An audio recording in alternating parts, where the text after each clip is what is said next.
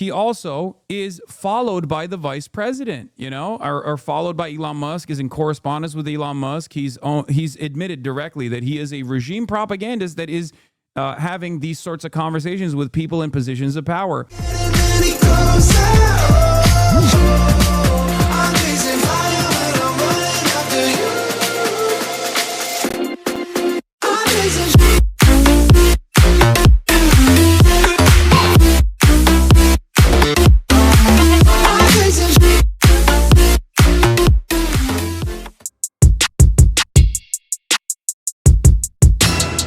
It's crazy how well this video of you talking about ICE from 7 years ago hasn't aged. And I did not speak out. Yeah, First they came for the communists. I did this. I wrote this piece in 2018. And I did not speak out because I was not a communist. ICE is Gestapo, a state-sponsored law enforcement division created to wreak havoc in our communities, separate families, and punish people, well, overwhelmingly people of color, for the crime of wanting to pursue the American dream. When you commit a crime against this country, enter the country illegally, you should be worried. ICE terrorizes your neighbors with its indiscriminate exercise of force and has less to do with violent criminal apprehension than ever before. You don't target jaywalkers when you're trying to end violent crime, so why do ICE targets range from teenagers in middle school to little girls with cerebral palsy on their way to the hospital? And no, I didn't misspeak. ICE literally apprehended a child with cerebral palsy. A 10-year-old girl with cerebral palsy faces deportation after her ambulance was stopped at an immigration checkpoint while on her way to get emergency surgery. Do you feel safe? I feel much safer knowing that this criminal is getting deported. Then they came for the socialists, and I did not speak out because I was not a socialist.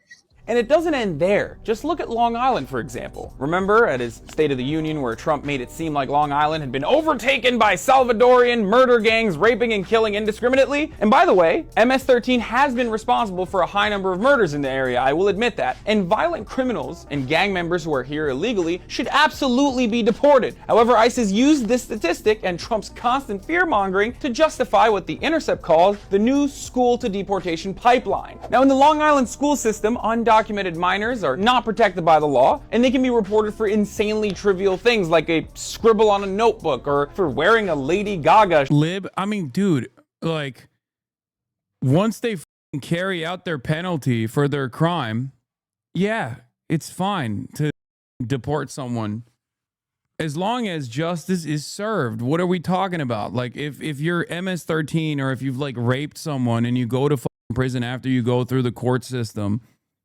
or even if there is like any sort of process where they think like there's a real assurance, like once due process takes place, I don't have an issue with that. But there's a difference between that and whatever the this administration is doing. This is also the other side of this argument, right? Whenever we talk about borders, like when people go, oh, well, a nation without border is not a nation at all, or like, oh, you want open borders. There's no such thing as open borders, okay? It's not like that at all. Freedom of travel actually makes this process expeditious and less likely to be in any way, shape, or form controlled by, you know, the black market. Like, I want people that want to come into the United States of America to be able to come into the United States of America with proper background checks and you know, no silly restrictions. Oh my God, I'm effing again. That's awesome. I don't know what the fuck's going on with my internet today. Oh my Lord, the internet today is so cooked. What the Okay, it should be back. You suck, Hassan, your future girl says. Tier 1, previously subscribed. Your future girl. You suck, Hassan. You're not my future girl. The point I was making earlier is that I want there to be a safe and easy method of travel, a safe and easy way for people to get gainful employment inside of the United States of America. That is the appropriate measure to take here. I want the people that are here that don't have American citizenship, that have been here for years on end working for pennies on the dollar, to get the proper documentation. I understand immigration for what it actually is. It's paperwork. It's a paperwork crime. And I think the penalty for a paperwork crime should match the actual severity of the crime itself, the harm. And there is no harm for people that come here to seek out a better life, to get gainful employment. It's ridiculous. It makes no sense. T-shirt, which no one should be punished for. Lady Gaga's great. And if you're not documented yet, even if you're waiting on your green card to arrive, you basically have no rights. Then they came for the trade unionists, and I did not speak out, because I was not a trade unionist. And ICE not only deports children, which is already incredibly inhumane, they also target immigrants who are involved in political advocacy. They detain activists for absolutely frivolous reasons. For example, citing a 10-year-old driving infraction, ICE arrested Eliseo Dorado, who is the husband of a sanctuary church leader in Colorado. Last year, ICE detained and threatened to immediately deport dreamer Daniela Vargas right after she spoke at a rally opposing a proposed state anti-immigration law. But what does the director of ICE, Thomas Homan, have to say about all this? I'm enforcing laws that they've enacted. I'm enforcing laws that the president has signed. Except that's not exactly the case, because the authorities always enjoy a great deal of discretion over which laws are enforced and how severely. The laws and enforcement in the previous administration kept ICE in check, directing agents to steer clear of otherwise law-abiding residents, even if they were undocumented. So basically, grandma doesn't get the boot for a broken taillight because that's is inhumane. Yet even with those directives in place, the Obama administration still deported more people than Trump in his first year. But there's one area ICE has nearly tripled its enforcement on: non-criminal immigrants. Now, under these new directives, ICE happily targets low-hanging fruit, severely increasing the amount of legal permanent residents, since to a racist lord like Donald Trump, these are just numbers on the board. Then they came for the Jews, and I did not speak out, because I was not a Jew. It doesn't matter if you're a law-abiding legal permanent resident. Even if you're here legally and ICE doesn't like your tone, or if you have a tiny smudge on your record, they will target you for deportation. It doesn't matter if you were brought here at the age of 1 and 29 years later your 5-year-old son is battling leukemia. ICE will first tell you you're not a priority when you submit an application for sanctuary, then they'll detain you years later. No one is safe. Community leaders and business owners of immigrant backgrounds are subjected to intense scrutiny and get detained. Even doctors aren't safe. A doctor has been arrested, detained by ICE after living in the U.S. for nearly 40 years. This guy escaped Poland at the age of 5 and was a legal permanent resident for 40 years. He was nabbed for 2 crimes committed in '92 when he stole property worth under $100, and then he broke property over $100, and the offenses were later expunged from his record anyway. But that didn't stop ICE from deporting him. Then they came for me, and there was no one left to speak out for me. Now, I know I'll be criticized up and down for this comparison I've made linking ICE to Gestapo, but it's one that you have to understand. Yes, ICE isn't rounding up immigrants to gas them to death, but that's not how the Gestapo started off either. We live in a time when ICE is actively trying to become a US intelligence agency to get warrantless surveillance powers. History is riddled with examples of horrific, inhumane abuses perpetrated under the veil of following and enforcing the rule of law. Don't forget that Gestapo was also enforcing the laws of their land at that time. Laws of the land change with time and progress, and it's up to us to stand for that change we want to see. It's probably why Holocaust expert Robert Galatly described the Gestapo as a reactive organization, which was constructed within German society and whose functioning was structurally dependent on the continuing cooperation of German citizens. So if Americans want to stop our very own modern-day incarnation of the Gestapo, it's up to us to speak up. It's up to us to speak out and resist. I'm Hassan. The Piker Broadcasting Service is sponsored by you, the viewers, for you, the viewers. The only trusted name in news, the Piker Broadcasting Service. If you want to know tomorrow's news today, is what I should have said in 2018 when I was covering it at the time. And I never stopped covering it. I kept covering it over and over again. Please go back to writing your dog, because whatever we got now is cooked. Wait, what? I think it's fine. I think I'm doing a fine job. Open Presents, thank you for the 100 gifted subs. Yeah, this was back in 2018, chat. This was back in February 12th, 2018. I thought this video was from a week ago at first. Not a word has changed. Scary watch in 2025. Bro had a vision. This is why I laugh whenever I say, Hassan, you've changed. And the people that say you've changed actually end up arriving at my conclusions from a long time ago, eventually. Buddy, tomorrow's news today is great. 2026 news in 2018 is wild. Yeah, Piker Broadcasting Service. If you want to know tomorrow's news today, You didn't change. You got popular. Take me back to the 500 viewer streams. Why the fuck? First of all, this account was created in 2021, following since 2023. So judging by the information that I know of your background, something doesn't make sense. You've changed a little. This is also why it's stupid to compare you to Asmongold. You've been doing this forever and you actually studied political science? Yes. But it's not just that political science. It's that I have a coherent, consistent worldview. I have a real vision for a better future.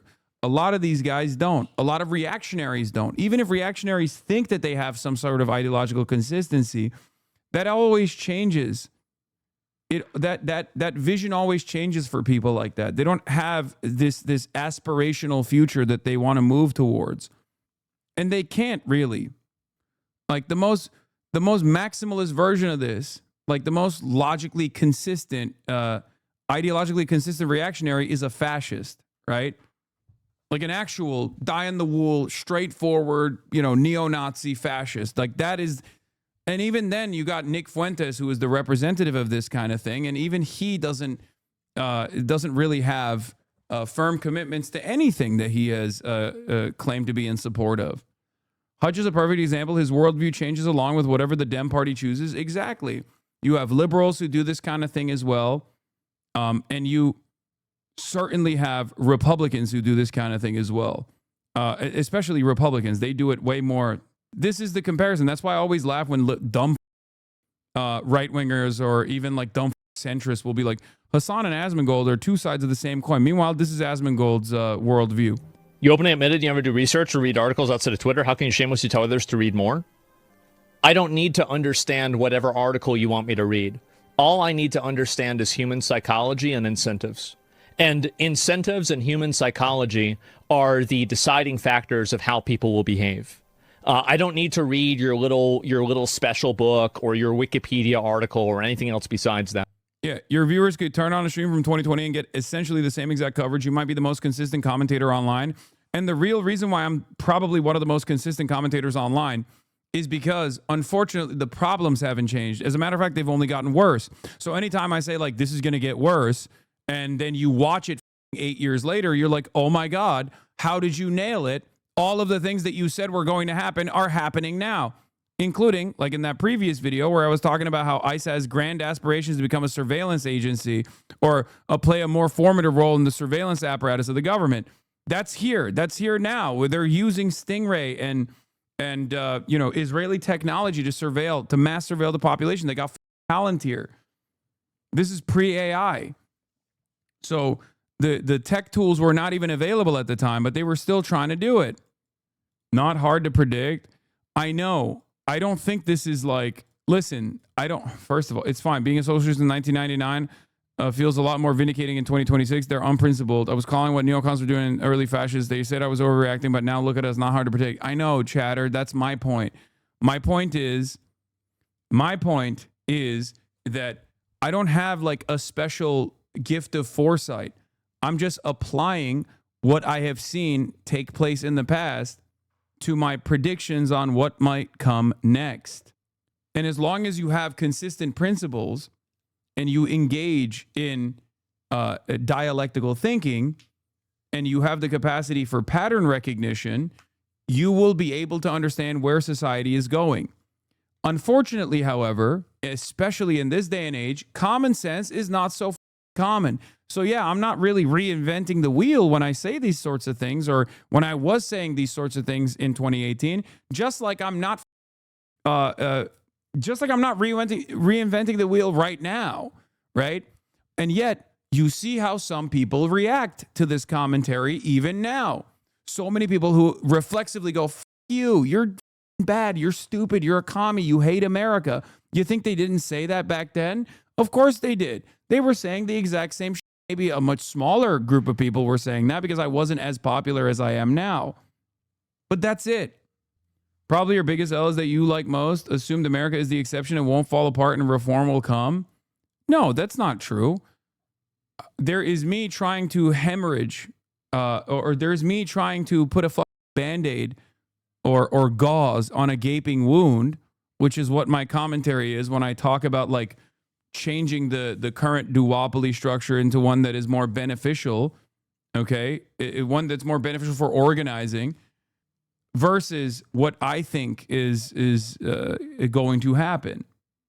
Your commentary isn't even remotely radical to others who consistently call out justice. Yes, but the only difference there is that I think I have been able to get this commentary in front of many more eyeballs than ever before, partially due to the internet. That's it. I'm not a unique person at all. However, you see how this works. You see how this works. You see how when a popular figure, a popular commentator on the internet is met with like so much enmity, so much hatred for maintaining a consistent position, constantly with people surrounding him. Constantly there are people all around me that just say, you're wrong. I don't want to hear it. I want to shoot the messenger instead. And I'm going to look for reasons as to why I shouldn't listen to you. I'm not going to take your message. I'm not going to learn what you are saying. I'm not going to be charitable to what you have to say. I am going to simply go, there must be a good reason for why I shouldn't listen to this person. And I will go to anyone that will tell me that this guy ain't People basically hit themselves with a blunt object over and over again by watching slop tubers who tell them to whisper sweet nothings in their ear about how, yeah, no, this guy ain't he's stupid, dog. I don't have any qualifications to say this, but I can repeat the Reddit, the Redditors that have figured out a way to disparage this person. Just don't listen to him at all. He's rich. He's a rich socialist. Don't listen to him. He's hypocritical. He's bad. He's a bad guy. He's a bad guy. He's an evil guy. He's an evil guy, over and over again. And if there's a steady cycle of, if there is a steady flow of slop that keeps flowing, you never actually have to go to the other side and encounter what I have to say sincerely or with any sort of charitability whatsoever, especially because the industry that I'm in is dominated by self-interested, narcissistic multimillionaires who will take their own personal resentments and personal anger out on others who have at any given point called them out for something, even if they've done it in a gentle manner. I happen to be the contrary to what the people in my chat tell me all the time, where I'm not being ruthless enough to my ideological enemies or whatever. I actually try to do that in the best way possible, in the gentlest way possible. And yet any kind of pushback is met with so much anger, so much resentment, so much enmity. You openly admitted you never do research or read articles outside of Twitter. How can you shamelessly tell others to read more? I don't need to understand whatever article you want me to read. All I need to understand is human psychology and incentives. And incentives and human psychology are the deciding factors of how people will behave. I don't need to read your little special book or your Wikipedia article or anything else besides that. None of that stuff matters. What matters fundamentally is how do people act, how do people think, and how do people respond to incentives. So stupid. First of all, this is just a defense of anti-intellectualism. This is anti-intellectualism masquerading as like some sort of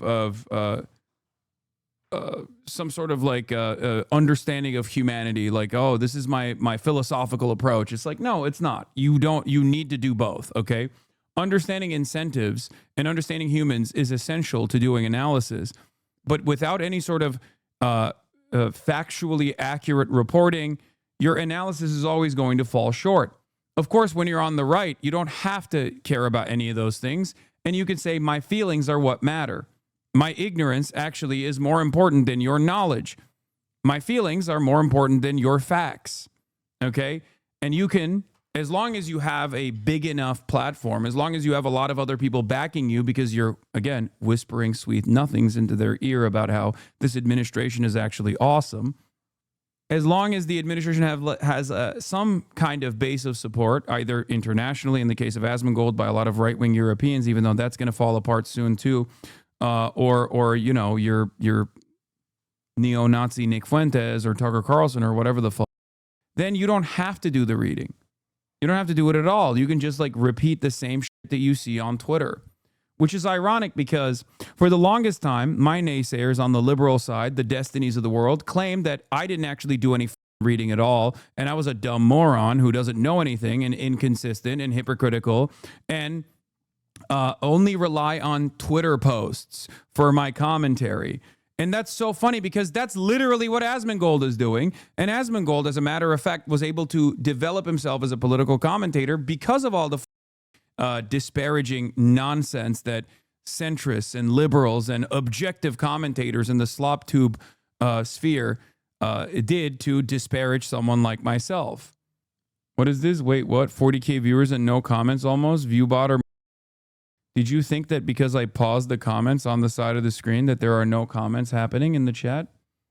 For the longest time, my ops who presented themselves as like objective people, you know, like liberal centrists, and they tried to attack me as like a dangerous, scary person, constantly demanding, why aren't there others who are, you know, fighting back against Hassan and against the madness that he represents, all this like crazy wokeness, you know, all this craziness that he represents with like socialism. It'll never happen. It's a dream. It's a scary one too.